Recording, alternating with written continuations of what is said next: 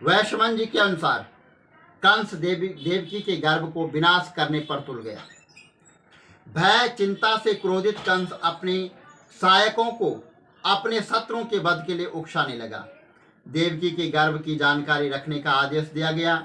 साथ ही उसने देवकी को अंतपुर में कोई अभाव नहीं रहने दी, ताकि उसके शंका भी न हो और समय रहते गर्भ नष्ट करने में बाधा भी उत्पन्न हो।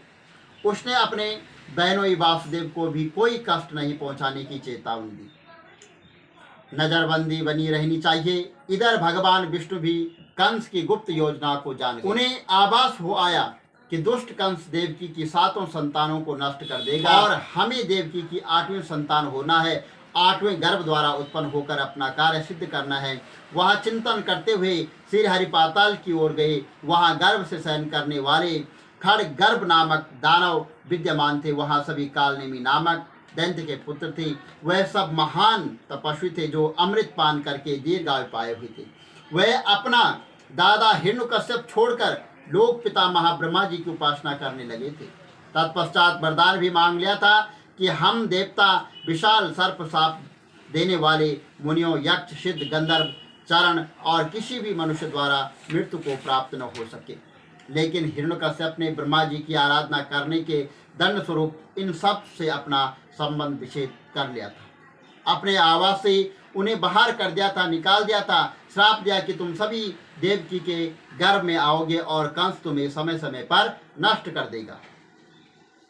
वह कंस तुम्हारे ही पिता कालनेमी का स्वरूप होगा, जो तुम सब गर्भ अवस्था बालकों का वध कर डालेगा। वैश्वपन जी कहते हैं कि राजन भगवान विष्णु भी पाताल में आ गए। वहां पर खड्ग गर्भ नामक असुर समनिष्ठि होकर जल के भीतर गर्भगृह में शयन करते थे।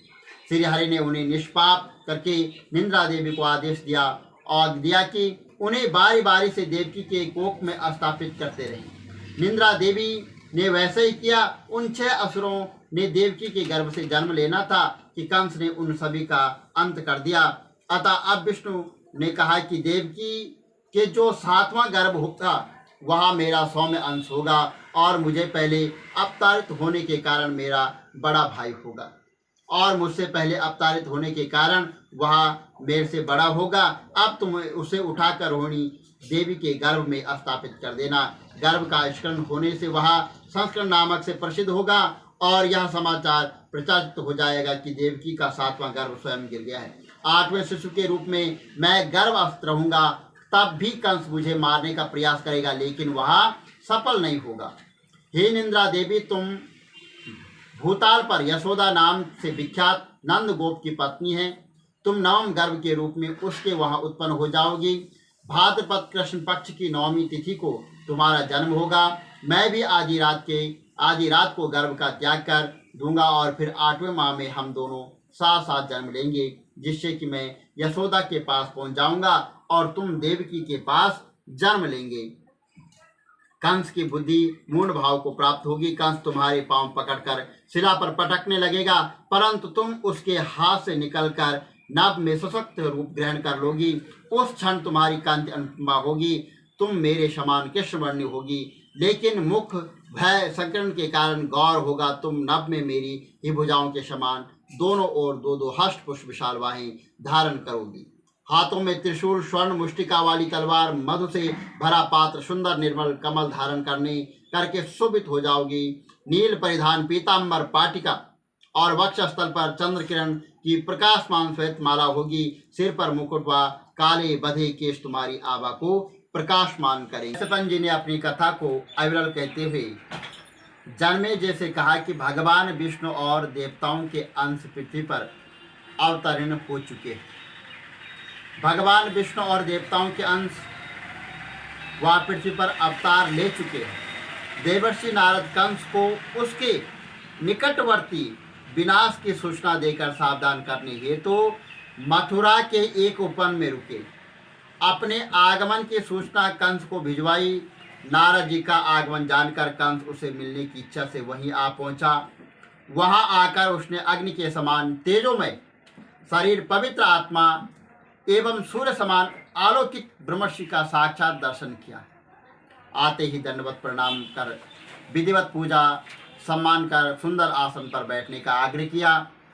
नारद जी अपना स्वागत हुआ जानकर बोले कि राजाधिराज कंस, हे वीरोतत, आपके स्वागत से मैं प्रसन्न हुआ। मैं तुम्हारे हित की बात करता हूँ, ध्यान पूर्वक सुनी। मैं ब्रह्मलोक का भ्रमण करता हुआ सुमेरु पर्वत पर आ पहुंचा। जो सूर्य का सखा है, वहां देव सभा हो रही थी। उस सभा में ब्रह्मा जी भी उपस्थित थे, जिन्होंने रत्न जड़ित सफेद पगड़ी धारण की हुई थी। उस गुप्त मंत्रणा में तुम्हारे और तुम्हारे सहयोगी अनुयायियों का वध करने की योजना हुई है। तुम्हारी बहन देवकी के गर्भ से उत्पन्न होने वाली 8वीं संतान ही तुम्हारे प्राण घातक होगी। स्वयं भगवान विष्णु जन्म लेकर तुम्हारा वध करने वाले हैं, जैसे कि पूर्व जन्म में भी तुम्हारा वध उन्होंने ही किया था। सावधान रहना, मैं चलता हूँ। देर तक कंस इस कथन अथवा संवाद पर चिंतन मनन करता हुआ फिर अटास कर गर्वित होकर बोला, मेरे बल पराक्रम को चुनौती देने का साहस किस में है? मैं बैठा अथवा सोता रहूं, असावधान रहूं अथवा मंदमस्त रहूं, मैं किसी भी अवस्था में कोई देवता मुझे विचलित नहीं कर सकता। फिर भी उसने सावधानी का पालन करते हुए अश्वरूपधारी केसी प्रभ्रम धेनु का वृक्ष रूपधारी अरिष्ट पूतना और कालीनाग को आज्ञा दी कि तुम सब स्वेच्छाधारी हो, पूरी पृथ्वी पर सर्वदा सवत घूमो। जो तुम्हारे पक्ष का निंदक हो उस पर प्रहार करो, गर्भवती महिलाओं का पता लगाते रहो। फिर अपने सभासदों से बोला कि हालांकि नारद जी एक दूसरे में झगड़ा बिगाड़ कराने में निपुण है, अपनी चतुराई में आनंद मिलता है, तथापि हमें सावधान भी तो होना ही है। इतना कहकर निसंदेह कंस अपने रनिवास में प्रवेश कर गया तथा भीतर भीतर चिंता की ज्वाला जलने लगी। बोलो विष्णु भगवान की जय।